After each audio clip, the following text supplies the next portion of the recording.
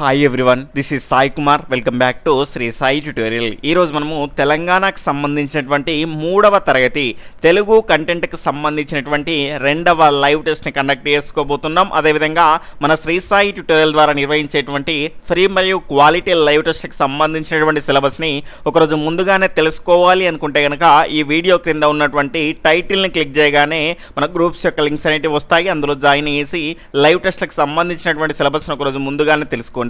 అదేవిధంగా మన శ్రీ సాయి ట్యుటోరియల్ ద్వారా మీకు అందించేటువంటి లైవ్ టెస్ట్లకు సంబంధించినటువంటి ఫ్రీ మెటీరియల్ కూడా క్రింద అందుబాటులో ఉంది.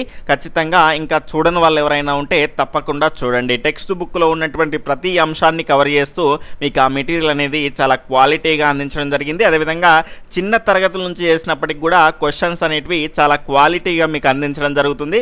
కావాలంటే చాలామంది ఇన్స్టిట్యూట్లో కోచింగ్కి వెళ్ళే ఉంటారు. అక్కడ మీకు ఇచ్చినటువంటి క్వశ్చన్స్ పేపర్స్తో ఒక్కసారి కంపేర్ చేసుకొని చూడండి. కాబట్టి ఈ రకమైనటువంటి క్వాలిటీ ప్రశ్నలతో కూడినటువంటి లైవ్ టెస్టులు మీకు అందించాలి అంటే మీ యొక్క సపోర్ట్ అనేది మాకు చాలా అవసరం. కాబట్టి వీడియోను చూస్తున్న వాళ్ళంతా కూడా తప్పకుండా లైక్ చేయండి, మీ మిత్రులకు షేర్ చేయండి. ఎవరైనా కొత్తగా చూస్తూ ఉన్నట్లయితే రెడ్ కలర్లో ఉన్నటువంటి సబ్స్క్రైబ్ బటన్ క్లిక్ చేసుకొని సబ్స్క్రైబ్ చేసుకోండి. పక్కనటువంటి ఆల్ నోటిఫికేషన్ బెల్ ఐకాన్ని క్లిక్ చేయడం ద్వారా నేను చేసేటువంటి ప్రతి వీడియో మీకు నోటిఫికేషన్ రూపంలో వస్తుంది. ఇక లేట్ చేయకుండా లైవ్ టెస్ట్లోకి వెళ్ళిపోదాం. ఈరోజు లైవ్ టెస్ట్లో భాగంగా మనం మొదటి క్వశ్చన్, ఏమేమి చూడాలి అనేటువంటి పాఠ్యాంశం యొక్క ప్రక్రియ ఇతివృత్తాలు వరుసగా. ఆప్షన్ 1 దర్శనీయ స్థలాలు వ్యాసము, ఆప్షన్ 2 ప్రకృతి పరిశీలన గేయము, ఆప్షన్ 3 సంస్కృతి గేయము అండి ఇది, ఆప్షన్ 4 స్ఫూర్తి వ్యాసము. ఇక్కడ ఇది గేయము. ఫాస్ట్గా మీ యొక్క సరి అయినటువంటి సమాధానాన్ని కామెంట్ చేస్తూ ఉండండి.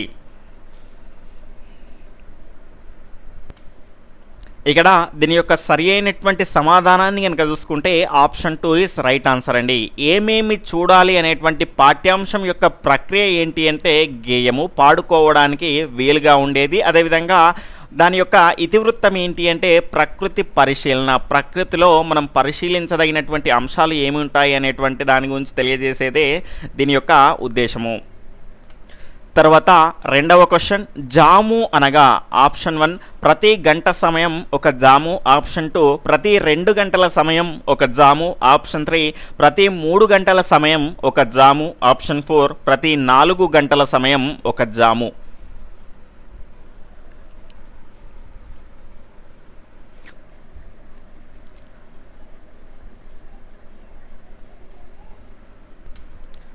ఇక్కడ దీని యొక్క సరి అయినటువంటి సమాధానాన్ని కనుక చూసుకుంటే ఆప్షన్ 3 అండి. ప్రతి 3 గంటల సమయం అనేది ఒక జాముగా మనం తీసుకుంటాము, గమనించాలి. టెక్స్ట్ బుక్ చివర్లో మనకు అర్థాలు ఉన్నాయండి. ఆ అర్థాల నుంచే ఈ క్వశ్చన్ అనేది ఇవ్వడం జరిగింది. కాబట్టి ప్రతి ఒక్క అంశాన్ని కూడా క్షుణ్ణంగా చదవాల్సినటువంటి అవసరం అనేది మనకుంది.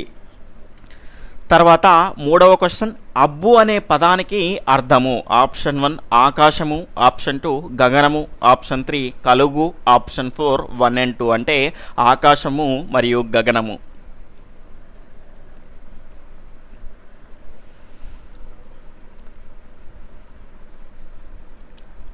ఇక్కడ చాలామంది 4th ఆప్షన్ పిక్ చేసుకుంటారు, కానీ దీని యొక్క సరి అయినటువంటి సమాధానం ఏంటి అంటే ఆప్షన్ 3 అండి, కలుగు.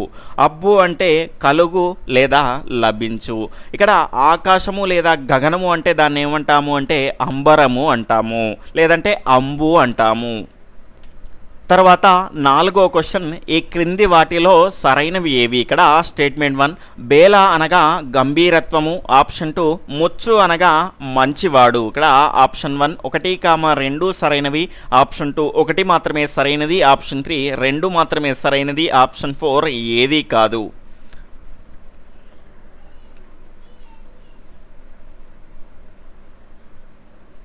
ఇక్కడ మన క్వశ్చన్లో ఏమడిగాడండి, సరైనవి ఏవి అనడం జరిగింది. ఇక్కడ దీని యొక్క రైట్ ఆన్సర్ ఏంటి అంటే ఆప్షన్ 4 అండి, ఏదీ కాదు అనేది దీని యొక్క సరి అయినటువంటి సమాధానం అవుతుంది. ఎందుకు అంటే బేల అంటే గంభీరత్వం కాదండి, అమాయకత్వము. అదేవిధంగా ముచ్చు అనగా మంచివాడు కాదు, దొంగ అని అర్థము. కాబట్టి ఇవి రెండూ కూడా సరి అయినటువంటి సమాధానాలు కావు. కాబట్టి ఆప్షన్ 4 ఈస్ రైట్ ఆన్సర్.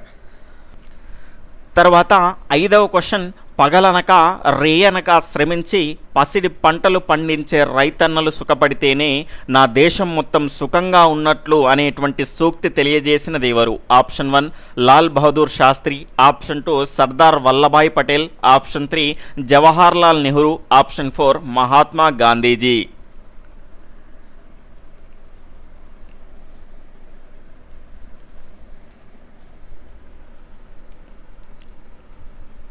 ఇక్కడ దీని యొక్క సరి అయినటువంటి సమాధానం ఆప్షన్ 2 అండి. సర్దార్ వల్లభాయ్ పటేల్ గారు ఈ రకమైనటువంటి సూక్తి తెలియజేయడం జరిగింది.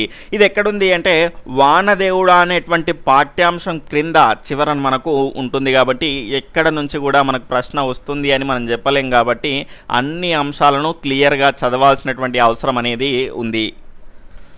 తర్వాత 6వ క్వశ్చన్, అమ్మ మనకు దైవమురా అమ్మ ప్రేమ రూపమురా అనేటువంటి గేయాన్ని ఎవరు రాశారు? Option 1 Kapilavai Lingamurthy, option 2 Vemugandi Lakshmi Narasimhacharyulu, option 3 Ravuri Bharadwaja, option 4 Boyi Bheemanna.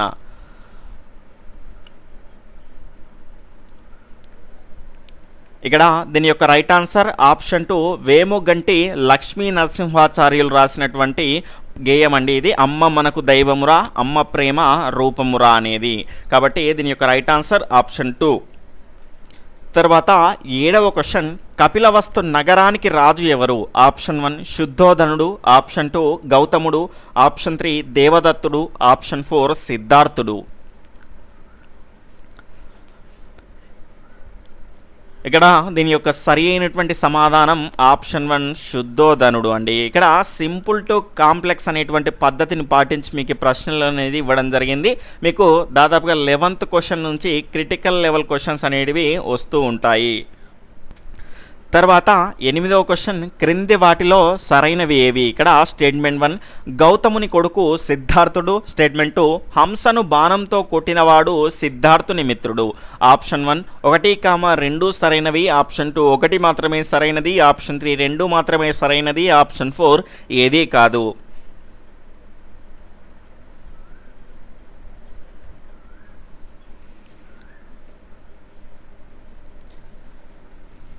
ఇక్కడ దీని యొక్క రైట్ ఆన్సర్ ఆప్షన్ 3 2 మాత్రమే సరైనది.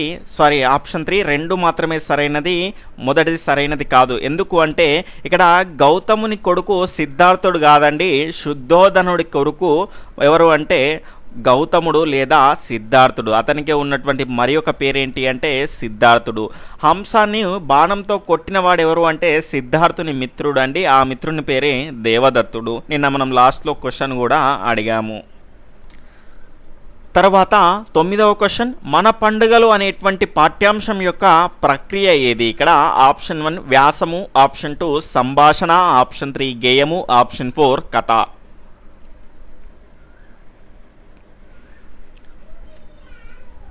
ఇక్కడ దీని యొక్క రైట్ ఆన్సర్ ఆప్షన్ 2 సంభాషణ అండి. మన పండుగలు అనేటువంటి పాఠ్యాంశం ఏ ప్రక్రియకు చెందింది అంటే సంభాషణ అనేటువంటి ప్రక్రియకు చెందింది.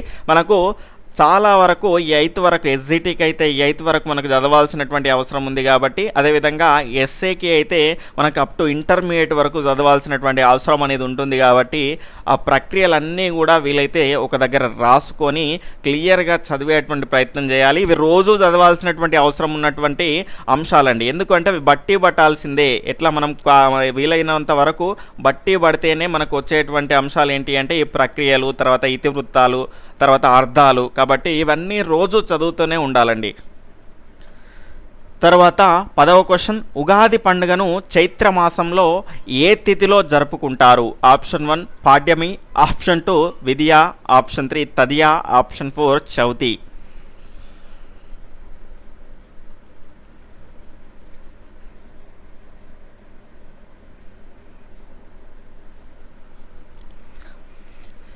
ఇక్కడ దీని యొక్క రైట్ ఆన్సర్ ఆప్షన్ 1 పాడ్యమి రోజున అండి. ఇది మొదటి తిథి అండి. ఉగాది పండుగను చైత్ర మాసంలో కనుక చూసుకుంటే మొదటి తిథి పాడ్యమి. ఈ పాడ్యమి రోజున మనము ఉగాది పండుగను జరుపుకుంటాము. ఈ పాడ్యమి తర్వాత వచ్చేటువంటి తిథి ఏంటి అంటే విదియ, దాని తర్వాత వచ్చేది తదియ, దాని తర్వాత వచ్చేది చౌతి. ఇక మిగతావన్నీ మనకు తెలిసినవే కాబట్టి ఇక్కడనే కొంత కన్ఫ్యూజన్ అనేది ఉంటుంది కాబట్టి ఇస్తే ఇంత ప్రశ్న ఈ రకమైనటువంటి అంశాల నుంచి ఇచ్చే అవకాశం ఉంది.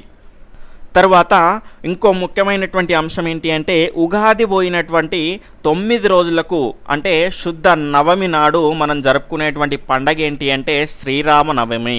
శ్రీరాముడి జన్మదినాన్ని పురస్కరించుకొని మనం జరుపుకునేటువంటి పండగ శ్రీరామనవమి.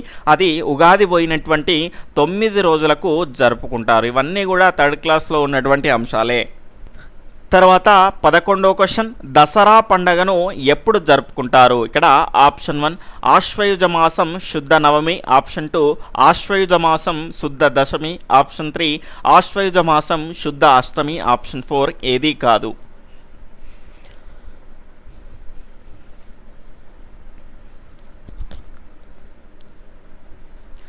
ఇక్కడ దీని యొక్క సరి అయినటువంటి సమాధానాన్ని కనుక చూసుకుంటే ఆప్షన్ 2 అండి. దసరా పండగను ఎప్పుడు అంటే ఆశ్వయుజ మాసం శుద్ధ దశమి. కొద్దిగా ఆలోచిస్తే దశమి రోజున విజయదశమి అనేది జరుపుకుంటాము. తర్వాత 12వ క్వశ్చన్, బొడ్డెమ్మ పండగకు సంబంధించి సరైనవి ఏవి? ఇక్కడ స్టేట్మెంట్ 1 దీనిని 9 రోజుల పాటు ఆడి పాడి జరుపుకుంటారు. స్టేట్మెంట్ 2 అమావాస్య తర్వాత బొడ్డెమ్మల నిమజ్జనం చేస్తారు. ఆప్షన్ 1 1, 2 సరైనవి, ఆప్షన్ 2 1 మాత్రమే సరైనది, ఆప్షన్ 3 2 మాత్రమే సరైనది, ఆప్షన్ 4 ఏదీ కాదు.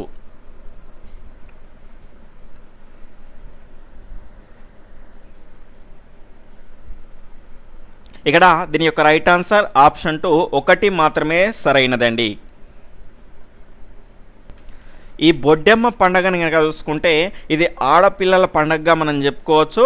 ముఖ్యంగా కన్యం పిల్లలు బాలికలు తమ పెళ్లి అనేది ఘనంగా జరగాలని ఎంతో సంబురంగా 9 రోజుల పాటు ఆడి పాడి జరుపుకునేటువంటి పండగనే బొడ్డెమ్మ పండగ అండి. ఇది భాద్రపద బహుళ అమావాస్యకు ముందు ప్రారంభమవుతుందండి. ఇక్కడ అమావాస్యకు ముందు ప్రారంభమై అమావాస్య వెళ్ళక ముందే మనకేం చేస్తారు అంటే దీన్ని బొడ్డెమ్మల నిమజ్జనం అనేది చేయడం జరుగుతుంది. అంటే అమావాస్యకు ముందే ఈ బొడ్డెమ్మల యొక్క నిమజ్జనం అనేది చేస్తారు. ఇక్కడ ఏమి ఇచ్చాం మనము? అమావాస్య తర్వాత అన్నాం కాబట్టి ఇది సరి అయినటువంటిది కాదు. తర్వాత 13వ క్వశ్చన్, తీజ్ పండగకు సంబంధించి సరికాని వాక్యం. ఇక్కడ ఆప్షన్ 1 ఇది కన్యపిల్లలు జరుపుకునే పండగ, ఆప్షన్ 2 ఆడపిల్లలు భవానీకి అంటే లంబాడి దేవతకు పూజ చేయడానికి ముందు ఈ పండగ జరుపుకుంటారు, ఆప్షన్ 3 అడవిలో దొరికే దుస్సేరు తీగతో అల్లినటువంటి బుట్టను ఉపయోగిస్తారు, ఆప్షన్ 4 ఆ బుట్టలో తండా నాయకుని చేత పుట్టమన్ను పోయించి వాటిలో నానబెట్టిన గోధుమలు జల్లుతారు. ఇక్కడ సరికాని వాక్యాన్ని గుర్తించాలి. ఫాస్ట్గా మీ యొక్క సరి అయినటువంటి సమాధానాన్ని కామెంట్ చేస్తూ ఉండండి. వీడియోని లైక్ చేయని వాళ్ళు ఉంటే తప్పకుండా లైక్ చేసి మీ యొక్క సపోర్ట్ని మన ఛానల్కి అందించండి.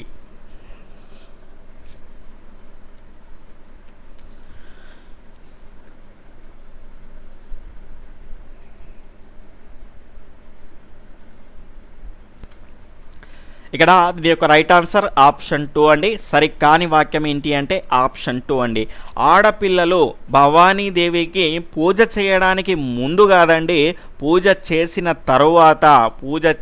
తర్వాత ఈ పండగను జరుపుకుంటారు. ఇది కన్యపిల్లలు జరుపుకునేటువంటి పండగ. అడవిలో దొరికేటువంటి దుస్సేరు తీగతో అల్లినటువంటి బుట్టను ఉపయోగిస్తారు. ఇందులో ఆ బుట్టలో తండా నాయకుని చేత పుట్టమన్ను పోయించి వాటిలో నానబెట్టినటువంటి గోధుమలు జల్లుతారు. తర్వాత 14వ క్వశ్చన్, ఈ క్రింది వాటిలో సరైనది ఏది? ఇక్కడ స్టేట్మెంట్ 1 రంజాన్ అనేది ఇస్లాం క్యాలెండర్లో ఒక నెల పేరు. స్టేట్మెంట్ 2 ఈ నెల చివరన ఈద్ ఉల్ ఫితర్ రంజాన్ను ఎంతో ఘనంగా చేసుకుంటారు. ఆప్షన్ 1 1, 2 సరైనది, ఆప్షన్ 2 1 మాత్రమే సరైనది, ఆప్షన్ 3 2 మాత్రమే సరైనది, ఆప్షన్ 4 ఏదీ కాదు.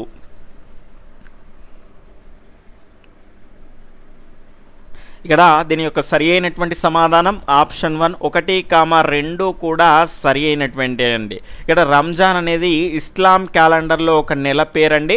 ఈ నెల చివర ఉన్నటువంటిది ఏంటి అంటే ఈద్ ఉల్ ఫితర్. దీన్నే మనం ఏమంటాము అంటే రంజాన్ అంటాము. ఈ రంజాన్ను ఎంతో ఘనంగా ముస్లిం సోదరులు జరుపుకుంటారు. తర్వాత 15వ క్వశ్చన్, దీపావళి పండుగకు సంబంధించి సరికానిది ఏది? ఆప్షన్ 1 దసరా తర్వాత 21 రోజులకు జరుపుకుంటారు. ఆప్షన్ 2 ఆశ్వయుజ బహుళ అమావాస్య రోజున దీపావళిని జరుపుకుంటారు. ఆప్షన్ 1 1, 2 సరైనవి. ఆప్షన్ 2 1 మాత్రమే. ఆప్షన్ 3 2 మాత్రమే. ఆప్షన్ 4 ఏదీ కాదు. ఇక్కడ సరికానిది అన్నాము. ఆప్షన్ 1 1, 2, ఆప్షన్ 2 1 మాత్రమే, ఆప్షన్ 3 2 మాత్రమే, ఆప్షన్ 4 ఏదీ కాదు.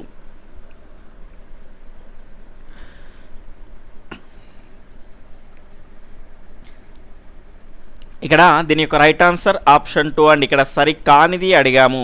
చాలామంది గుర్తుపెట్టుకోవాల్సినటువంటి అంశం ఏంటి అంటే ఎగ్జామ్లో మనం సరికానిది సరి అయినది అనేటువంటి అంశాల్లోనే ఒక 2-3 క్వశ్చన్స్ అనేటివి బయటకు వచ్చిన తర్వాత తెలుస్తుంది, అయ్యో సరికానిది అడిగాడా సరి అయినది అడిగాడా అని చూసుకోలేకపోయానని.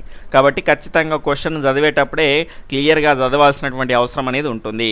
ఇక్కడ ఆప్షన్ 2 1 మాత్రమే సరైనది. సారీ అండి, సరికానిది అడిగాడు కాబట్టి ఆప్షన్ 2 1 మాత్రమే అండి. ఇక్కడ దసరా తర్వాత 21 రోజులకు కాదండి 20 రోజులకు జరుపుకునేటువంటిది దీపావళి అండి.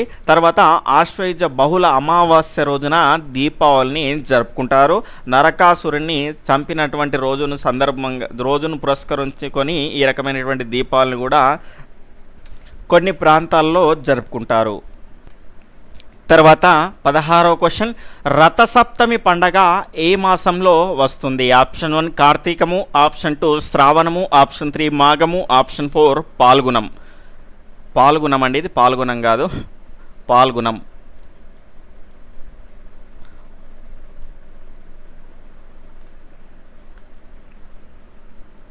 ఇక్కడ దీని యొక్క సరి అయినటువంటి సమాధానాన్ని కనుక చూసుకుంటే ఆప్షన్ 3 మాఘమాసం అండి. ఇక్కడ తెలుగు నెలలు కూడా మనకు ఖచ్చితంగా రావాల్సినటువంటి అవసరం అనేది ఉందండి.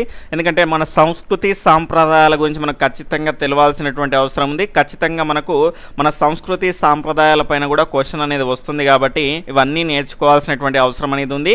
మనకు ఇవన్నీ గుర్తు ఉండకపోతే కనుక ఖచ్చితంగా మనకు జనవరి ఫిబ్రవరి అంటే చక్కగా గుర్తుంటాయి, కానీ మనకు తెలుగు నెలలు అంటే గుర్తుండవు. కాబట్టి గుర్తుపెట్టుకోవడానికి ఒక చిన్న కోడ్ చెప్తాను, మీకు యూజ్ అవుతుంది అనిపిస్తుంది ఉపయోగించుకోండి. ఇక్కడ సివిజే ఆస్బా కేఎంపీఎంపీ అండి. సివిజే ఆస్బా కేఎంపీఎంపీ ఒక 2-3 సార్లు అనుకుంటే మీకు నోటెడ్ అయిపోతుందండి.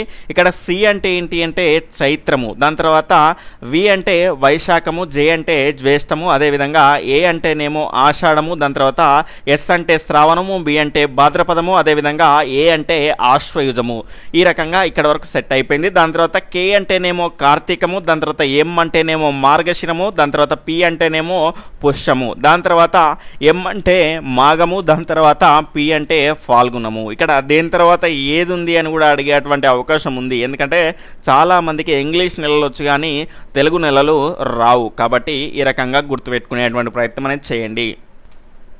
తర్వాత 17వ క్వశ్చన్, పంచాంగ శ్రవణంలలో లేనిది ఏది? ఆప్షన్ 1 తిథి, ఆప్షన్ 2 వారము, ఆప్షన్ 3 నక్షత్రము, ఆప్షన్ 4 కరణము, ఆప్షన్ 1 1, 2, ఆప్షన్ 2 3 మాత్రమే, ఆప్షన్ 4 4 మాత్రమే, ఆప్షన్ 4 ఏదీ కాదు. పంచాంగ శ్రవణంలో లేనిది ఏది? ఆప్షన్ 1 తిథి, ఆప్షన్ 2 వారము, ఆప్షన్ 3 నక్షత్రము, ఆప్షన్ 4 కరణము. అడిషనల్ ఆప్షన్స్ కనుక చూసుకుంటే ఆప్షన్ 1 1, 2, ఆప్షన్ 2 3, ఆప్షన్ 4 4 మాత్రమే, ఆప్షన్ 4 ఏదీ కాదు. ఇక్కడ ఆప్షన్ 3 అండి, సారీ.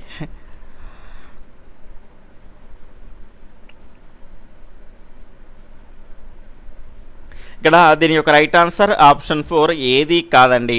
ఎందుకు అంటే ఇక్కడ పంచాంగ శ్రవణాలు ఎన్ని అంటే 5 అండి, అందుకే పంచాంగము అంటారు. కాబట్టి ఇక్కడ అందులో ఉన్నటువంటి అంశాలు ఏంటి అంటే తిథి, తర్వాత వారము, తర్వాత నక్షత్రము, దాని తర్వాత యోగం అనేది ఉంటుంది, దాని తర్వాత ఏముంటుంది అంటే కరణము ఉంటుంది. ఈ 5 గురించి ఉన్నటువంటి అంశాన్ని మనం ఏమంటాము అంటే పంచాంగ శ్రవణము అంటాము. వీటి గురించి వినడమే ఉగాది రోజు అనేది జరుగుతుంది. తర్వాత 18వ క్వశ్చన్, ఉరికి అనేటువంటి పదం ఏ సంధికి చెందును? ఆప్షన్ 1 దిరుక్త టకార సంధి, ఆప్షన్ 2 ఆమ్రడిత సంధి, ఆప్షన్ 3 ఇత్వ సంధి, ఆప్షన్ 4 ఏదీ కాదు. ఇక్కడ దీని యొక్క సరి అయినటువంటి సమాధానం ఆప్షన్ 4 ఆప్షన్ 2 ఆమ్రేడిత సంధి అండి. ఇక్కడ ఉరికి ఉరికి అండి, దీన్ని విడదీస్తే ఉరికి ఉరికి అనే వస్తుందండి. ఉరికి ప్లస్ ఉరికి రెండు సేమ్ నేమ్స్ అనేటివి వస్తాయి. కాబట్టి రెండవది అన్ని రకంగా సేమ్ వచ్చినప్పుడు రెండటువంటి పదాన్ని మనం ఏమంటాము అంటే ఆమ్రేడితము అంటాము. ఇది ఏ సంధి అంటే ఆమ్రేడిత సంధి. తర్వాత 19వ క్వశ్చన్, నీటి అందాలు అనే పాఠ్యాంశం యొక్క ప్రక్రియ ఏది? ఆప్షన్ 1 వ్యాసము, ఆప్షన్ 2 సంభాషణ, ఆప్షన్ 3 గేయము, ఆప్షన్ 4 కథ.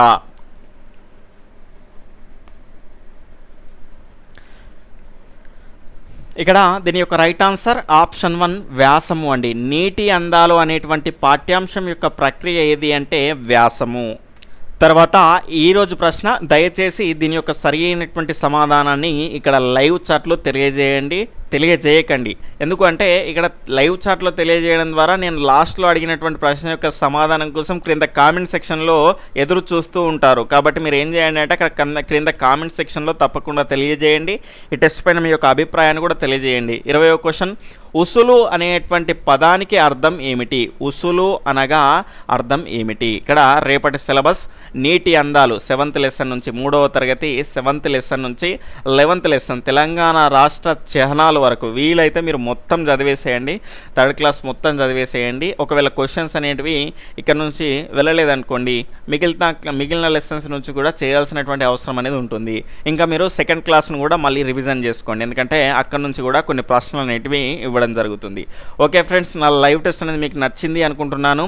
తప్పకుండా మీకు యూటిలైజ్ అవుతుంది అనుకుంటున్నాను. కాబట్టి ఇలాంటి మరిన్ని క్వాలిటీ లైవ్ టెస్ట్లు పొందాలి అనుకుంటే కనుక తప్పకుండా మీ మిత్రులకు షేర్ చేయండి. కొత్తగా చూస్తున్న వాళ్ళైతే సబ్స్క్రైబ్ చేసుకుని పక్కనటువంటి ఆల్ నోటిఫికేషన్ బెల్ ఐకాన్ని క్లిక్ చేయండి.